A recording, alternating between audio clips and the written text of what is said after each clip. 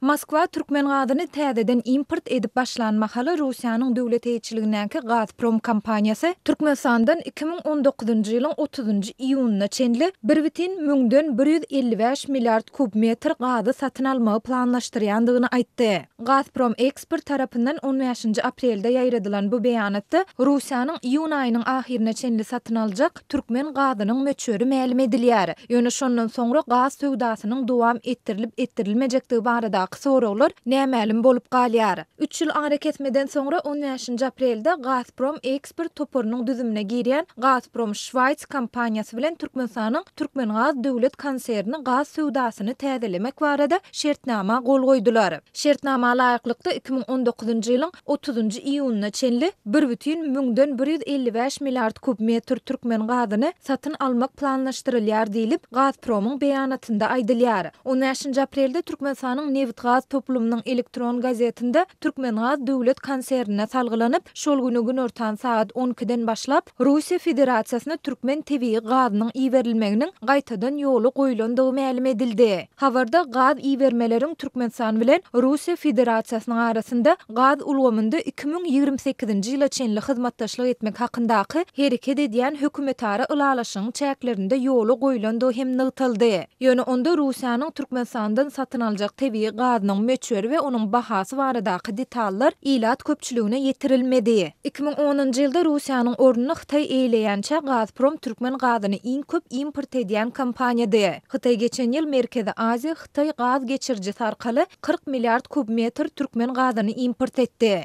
Reuters habar agentliginiň 16-njy aprelde çap eden habaryna görä 2009-njy ýyla çenli Türkmenistan Russiýa ýylda 40 milliard kub metr tebii gazy eksport edýärdi. Şonu gaz geçirjide emele gelen näsazlyk we jedeller sebäpli türkmen gazynyň Russiýa importy 2010-njy ýyla çenli wagtlaýyn ýatyrylypdy. 2015-nji ýylda Gazprom kompaniýasy Türkmenistandan import edýän gazynyň meçhurini ýylda 11 milliard kub metrden 4 milliarda çenli azaltmak baradaky planyny elan edipdi. Şol ýylyň fevralynda Türkmenistanyň Neft gaz puwdowynyň resmi web saytynda Gazprom kompaniýasy şertnamalary ýygyderli bolýar we bu onuň durnuksyz partnýordygy barada pikir döredýär diýen mazmunly makala çap edildi. Munyň ideýany şol ýylyň iýunynda Gazprom ekspert türkmen gaz döwlet konserniniň üstünden Stokholmdaky arbitraj sudyna şikaýet edip Aşgabatdan 5 milliard Amerikan dollary meçhörindäki tölegi ýygyna gaýtarmagy talap etdi. 2016-njy ýylyň 4-nji ýanwarynda türkmen gaz döwlet konserni Russiýanyň Gazprom kompaniýasynyň türkmen gazyny satyn almagy besedýändigini ma'lum etdi. Bu ädim Berk valyuta çeşmesi hökmünde uglevodorod serişdelerinden gelýän girdeje güýçli garaşly bolan Türkmenistanyň ykdysadyetine epetli basyş etdi. Geçen ýyl türkmen prezidenti Gurbanuly Berdimuhammedow pulu tyşytlamak tagallalarynyň bir bölegi hökmünde Türkmenistanyň ilatyna gazy, elektrik energiýasyny we suwmuk bermek barada çärek asyrlap dowam eden tejribäni ýatyrdy. Munyň bilen bir wagtda soňky 1,5 ýyldan gowrak wagt bäri ýurtda un, çörek, ýumurta, şeker, ösümlik ýagy ýaly günüwirin ulanylýan ady karitlarynyň gyçylygy dowam edýär. Şeýle-de edara kärhanalaryň işärleriniň aýlyklarynyň gijikdirilmegi we bankomatlarda nagd puluň tapdyrmadylygy bilen bagly wakalar hem wagtal gaýtalanýar. Türkmenistan tebii gaz baýlygy taýdan dünýäde 4-nji orny eýleýän bolsa, ony eksport etmekde kynçylyklary başdan geçirýär. Resmi Aşgabat 2017-nji ýylyň başynda Irana gaz aktyrmagyny besedip, häzirki wagtda Russiýa bilen gaz söwdasyny täzeleýänçe